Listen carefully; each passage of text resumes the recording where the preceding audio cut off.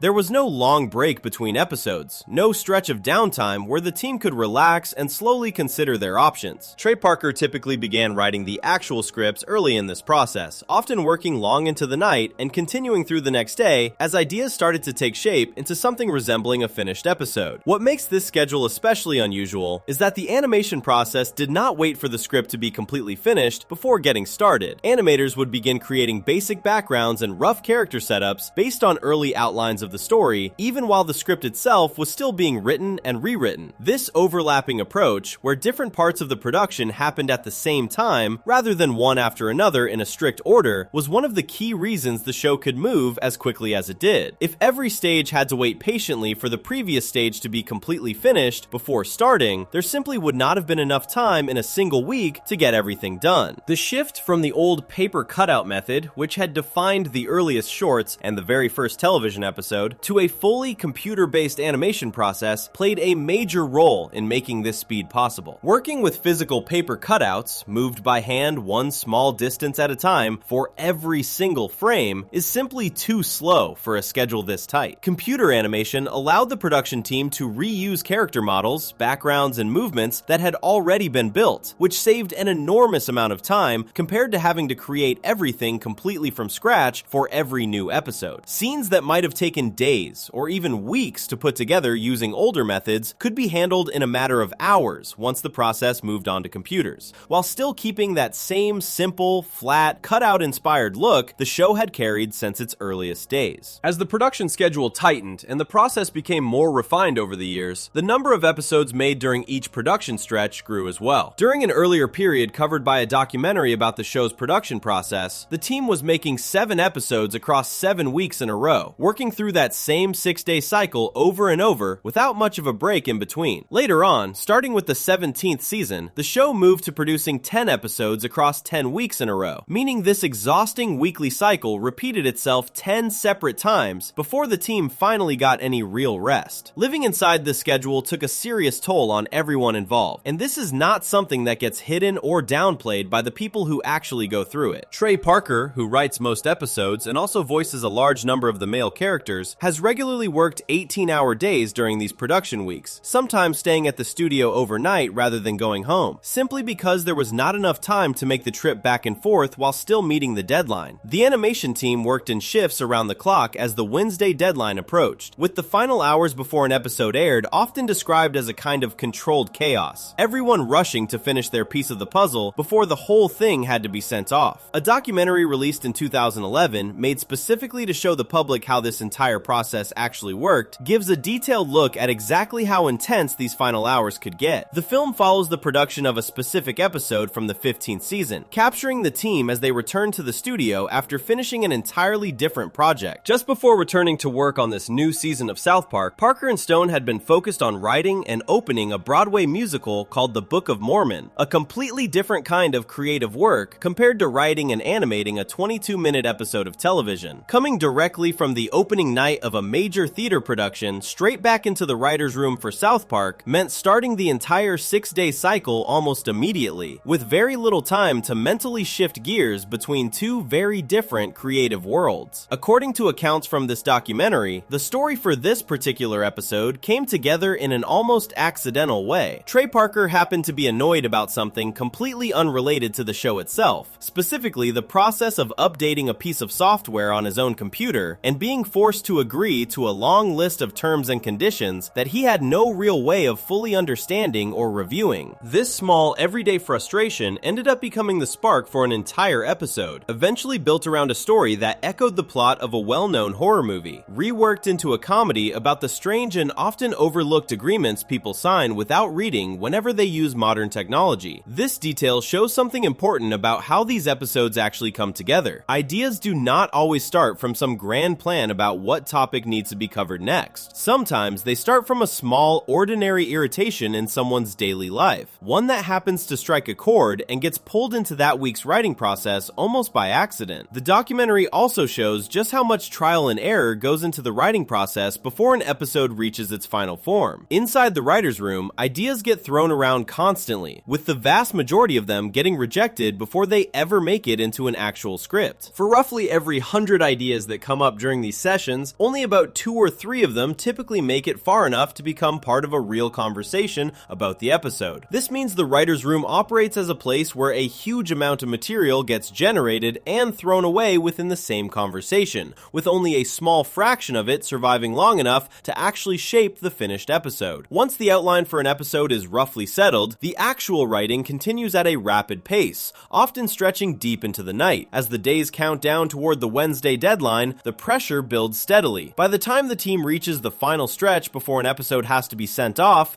they are often facing an all-nighter, staying at the studio through the entire night in order to finish everything on time. In the documentary covering the 15th season premiere, this final push meant that the script itself was still being worked on into the very early hours of the morning, with the episode not being fully completed until just after 7 in the morning on the day it was set to air. From that point, audio and picture had to be finalized, a process that continued into the afternoon. Once everything was locked into place, a producer would rush the completed master copy of the episode to a nearby facility capable of sending the finished file directly to Comedy Central's headquarters, arriving there just hours before the episode was scheduled to air nationwide. This kind of timeline leaves almost no room for anything to go wrong. There is no extended period for revisions, no long stretch of time set aside for the network to review the episode and request changes before it airs. By the time Comedy Central actually receives the finished episode, there are only a few hours left before it needs to broadcast, which leaves essentially no realistic window for the network to step in and demand significant alterations, even if executives wanted to. This detail carries real weight because it means the 6-day production schedule does more than simply create a fast-paced, high-pressure work environment. It also acts as a kind of shield, protecting the show's creative freedom by making it almost physically impossible for network oversight to meaningfully interfere with an episode before it reaches the public. Beyond the writing and animation itself, the documentary also shows other important parts of the process that often go unnoticed by people simply watching the finished episodes at home. Voice recording sessions capture the various character voices, many of which are performed by Parker and Stone themselves, alongside other cast members and outside collaborators who come in for specific roles. The recorded voices for the show's young characters are often sped up afterward to create the higher-pitched, kid-like sound that audiences associate with the boys, a small technical detail that plays a big role in how these characters end up sounding on screen. Once the voice work is finished, it gets matched up with the animation in a process that lines up mouth movements with the recorded dialogue so that everything appears to sync together properly. There is also an important legal and standards review that happens throughout this entire process, even under such a tight schedule. Someone on the production team is responsible for taking the ideas and intentions behind each episode and running them past the network's legal and standards department, making sure that whatever the team wants to include is something the network is actually able to broadcast. This step matters enormously given how far South Park often pushes in terms of subject matter, language, and imagery. Even with a schedule this rushed, there is still a process in place meant to check whether specific jokes, images, or storylines might cross a line the network is unwilling to allow. Though as later chapters of the story will show, this process has not always caught everything, and there have been moments where the network stepped in well after an episode was already finished, making changes that Parker and Stone themselves had no say in. One especially interesting side effect of this 6-day schedule is the show's unusual ability to respond to real-world events almost immediately after they happen, something that would simply be impossible under a normal, months-long production timeline. Because episodes are written and finished so close to their actual air date, the writing team has the freedom to react to breaking news, major cultural moments, or unexpected current events while they are still fresh, rather than being forced to plan episodes many months in advance and risk having the material feel outdated by the time it finally airs. One especially striking example of this happened around a presidential election, when the team created an entire episode reacting to the results on the very night the outcome became known, turning around a finished, broadcast-ready episode built around real, breaking political news within an extremely short window of time. Other examples over the years include episodes that referenced very recent events tied to immigration enforcement, a widely covered legal and medical case involving a patient at the center of a national debate, and even a reference to the real-life capture of a foreign dictator that had happened only a matter of days before the relevant episode actually aired. This ability to move quickly and react to real events as they happen became one of the most distinctive qualities separating South Park from almost every other major animated show on American television. Competing shows working under much longer production schedules simply cannot match this kind of immediacy, since their episodes are typically